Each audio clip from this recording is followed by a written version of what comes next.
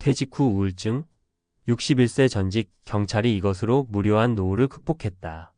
1. 퇴직 후 허전함, 나만 그런 걸까? 이제 좀 쉬어야지. 퇴직을 앞둔 대부분의 사람들은 이런 생각을 한다. 직장 다니느라 평생 고생했고 가족을 위해 앞만 보고 달려왔다. 퇴직하면 그동안 못 해본 여행도 가고 마음껏 쉬면서 여유를 즐길 줄 알았다. 그런데 막상 퇴직하고 나면 이상하게 마음이 불안하다. 아침에 일어나도 갈 곳이 없고 하루 종일 TV나 유튜브만 보다가 해가 지는 날이 늘어난다. 특히 오랜 직장 생활로 바쁘게 살아온 사람일수록 아무것도 안 하는 생활이 답답하고 허무하게 느껴진다. 회사에서 인정받던 사람이었는데 지금은 아무도 나를 필요로 하지 않는 것 같은 기분이 든다. 경찰 공무원으로 30년 넘게 근무한 김철수 61씨도 그랬다. 그는 범죄 현장을 뛰어다니며 누구보다 바쁘고 긴박한 하루를 살았다. 그런데 정년퇴직을 하고 나니 매일 아침 침대에서 일어날 이유조차 사라진 기분이었다.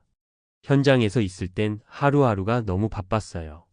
그런데 정작 은퇴하고 나니 시간이 너무 남아돌더라고요. 아무것도 안 해도 되는데 그게 이상하게 답답했어요. 이런 기분, 많은 퇴직자들이 겪는 감정이다. 그런데 이 상황을 극복하는 사람과 그렇지 못한 사람의 차이는 어떤 취미를 가지느냐에 따라 달라진다. 그렇다면 김철수 씨는 어떻게 퇴직 후 우울함을 극복했을까? 돈도 들지 않고 몸과 마음을 건강하게 유지할 수 있는 취미 하나가 그의 인생을 바꿔놓았다. 2. 퇴직 후 무료함을 극복한 사람들의 비밀. 1. 김철수 씨의 걷기와 글쓰기 단순한 일이 인생을 바꾼다. 퇴직 후 몇 달 동안 집에서 TV만 보며 시간을 보내던 김 씨는 어느 날 인터넷에서 퇴직 후 가장 좋은 취미는 걷기다라는 글을 보았다. 그날부터 김 씨는 매일 아침 집 근처 공원을 걷기 시작했다. 처음엔 10분 걷는 것도 힘들었지만 하루하루 시간이 늘어나면서 1시간씩 걷는 것이 일상이 됐다. 처음에는 그냥 심심해서 나갔어요. 그런데 걸으면서 바람도 쐬고 지나가는 사람들도 보고 그러다 보니 기분이 한결 나아지더라고요. 더 놀라운 건 걷기를 하면서 글쓰기를 병행했다는 점이다. 경찰로 일하면서 쌓아온 경험을 하나씩 글로 남기기 시작한 것이다. 처음엔 그냥 자신의 일기를 썼고 나중에는 인터넷 카페에 경찰 생활 이야기를 연재하기 시작했다. 그러자 예상치 못한 반응이 나타났다. 사람들이 댓글을 남기며 그의 글을 재미있게 읽고 있다는 것이었다. 이렇게 김 씨는 글을 쓰면서 스스로 쓸모 있는 사람이라는 감각을 되찾았다. 내가 해온 일이 다른 사람들에게 도움이 될 수도 있구나 싶었어요. 글을 쓰면서 나는 아직도 할 수 있는 게 많다는 자신감이 생겼어요. 지금 김 씨는 매일 아침 1시간 걷고 오후에는 글을 쓰며 유튜브까지 운영하고 있다. 퇴직 경찰의 이야기라는 채널을 만들었고 점점 구독자도 늘어나는 중이다. 이 58세 전직 교사의 무료 강의 평생의 경험을 나누다. 한편 교사로 35년을 일했던 정미선 58씨는 은퇴 후 우울감에 빠졌다.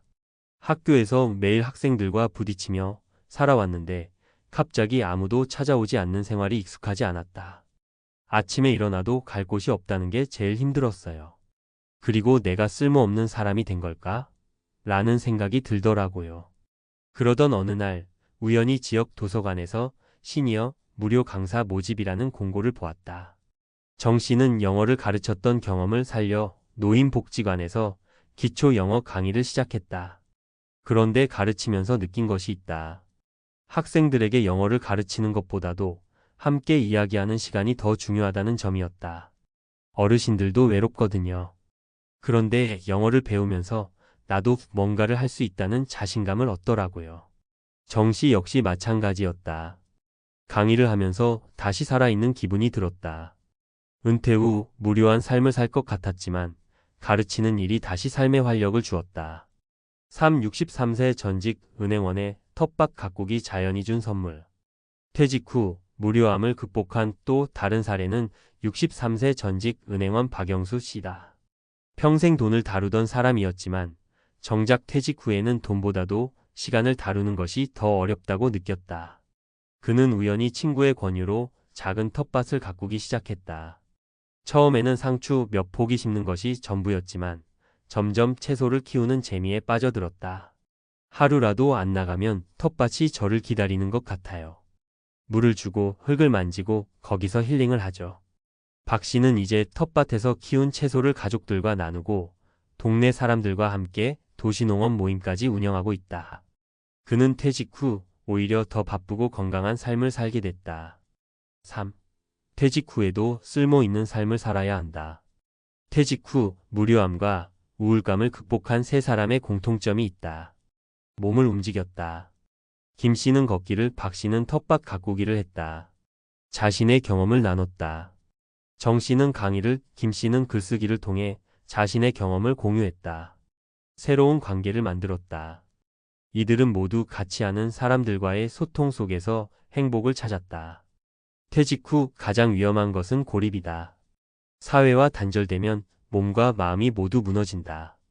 퇴직을 했다고 해서 인생이 끝난 것이 아니다. 오히려 새로운 삶이 시작된 것이다.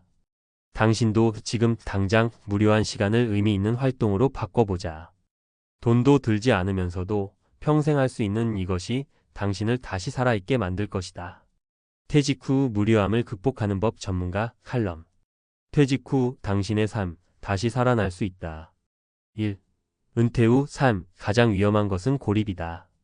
많은 사람이 퇴직 후의 삶을 막연히 기대합니다. 이제 출근 안 해도 되니까 좋겠다. 여행 다니면서 여유롭게 살아야지라고 말하죠. 하지만 현실은 다릅니다. 막상 퇴직하고 나면 어디로 가야 할지 모르고 무엇을 해야 할지 모르는 사람들이 많습니다. 가장 큰 문제는 고립입니다.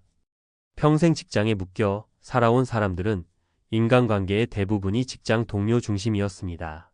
그런데 퇴직과 동시에 이 관계가 자연스럽게 끊어지죠. 출근하지 않으니 점심을 함께할 동료도, 함께 커피를 마실 사람도 없습니다.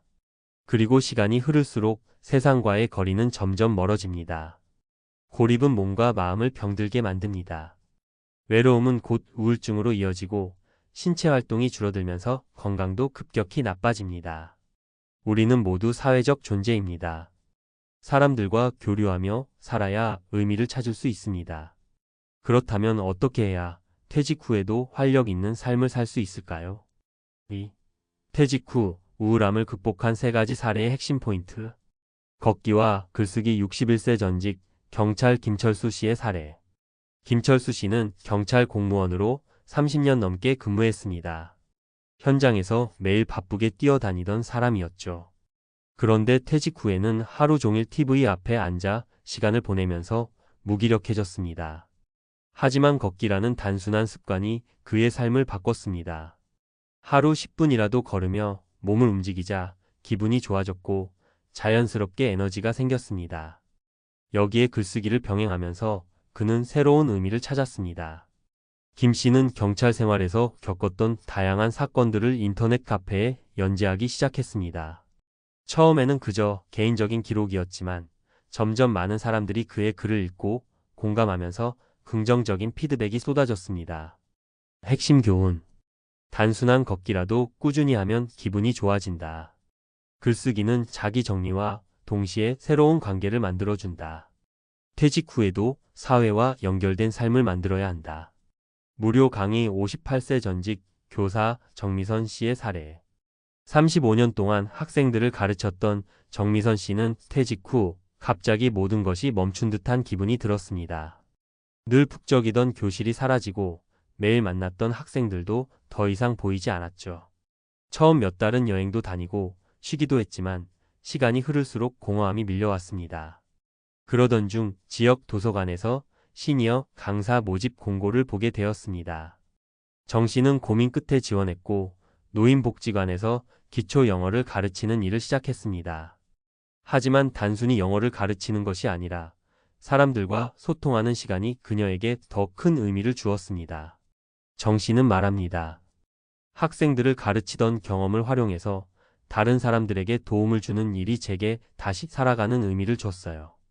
핵심 교훈. 본인의 경험을 활용하면 퇴직 후에도 의미 있는 일을 할 수 있다. 무료 강의는 사람들과의 교류를 지속할 수 있는 좋은 방법이다. 새로운 환경에서도 용기를 내어 도전하면 삶이 다시 활력을 찾는다. 텃밭 가꾸기 63세 전직 은행원 박영수 씨의 사례. 퇴직 후에도 경제적인 여유가 있었던 박영수 씨는 이제야 좀 쉬자고 생각했지만 막상 집에서 TV만 보다 보니 하루가 너무 길었습니다. 그러던 어느 날 친구의 권유로 작은 텃밭을 가꾸기 시작했습니다. 상추 몇 포기 심는 것으로 시작했지만 점점 채소를 키우는 재미에 빠졌죠. 아침에 일어나면 가장 먼저 텃밭에 나가요. 물을 주고 흙을 만지고 거기서 힐링을 하죠. 텃밭을 가꾸면서 그의 생활 패턴이 완전히 달라졌습니다. 자연과 가까이 지내며 건강도 좋아졌고 동네 사람들과도 더 가까워졌습니다. 핵심 교훈. 자연과 가까운 취미는 정신적 신체적 건강을 모두 챙길 수 있다. 규칙적인 루틴이 생기면 무기력에서 벗어날 수 있다. 취미를 통해 새로운 인간관계를 만들 수 있다. 3. 전문가가 추천하는 퇴직 후 최고의 취미 3가지. 걷기 글쓰기. 걷기는 무료하면서도 가장 건강한 운동이다. 글쓰기를 병행하면 감정을 정리하고 새로운 커뮤니티를 만들 수 있다. 블로그, SNS, 유튜브 등을 활용하면 추가적인 소득도 가능하다. 재능 기부 강의 상담 멘토링. 본인이 가진 경험을 활용해 다른 사람들에게 도움을 줄 수 있다. 퇴직 후에도 계속해서 사회적 관계를 유지할 수 있다. 지역 복지관, 온라인 교육 플랫폼, 동호회 등에서 강사로 활동할 수 있다. 자연 속 활동 텃밭 가꾸기, 등산, 낚시 등. 정신적 안정과 신체 건강을 동시에 얻을 수 있다. 직접 키운 농산물을 통해 소소한 경제적 이득도 가능하다. 공동체 활동을 통해 새로운 인간관계를 형성할 수 있다. 4. 퇴직 후에도 쓸모 있는 삶을 만들자. 퇴직은 끝이 아니다. 새로운 시작이다. 문제는 어떤 방향으로 시작하느냐이다. 많은 사람들이 퇴직 후 무기력해지고 우울감을 느낀다. 하지만 단순한 취미 하나라도 제대로 시작하면 인생이 완전히 달라질 수 있다. 운동이든 글쓰기든 강의든 무엇이든 시작해보는 것이 중요하다. 무기력함을 느낀다면 가장 먼저 몸을 움직여라. 사회와의 연결고리를 유지해야 한다. 이제 당신도 퇴직 후의 삶을 다시 설계해보자. 인생의 황금기는 끝난 것이 아니라 지금부터 시작될 수도 있다. 나에게 맞는 취미 하나를 찾아내는 것, 그것이 퇴직 후 삶의 질을 결정할 가장 중요한 요소다. 당신은 어떤 취미로 퇴직 후 삶을 다시 채워나갈 것인가?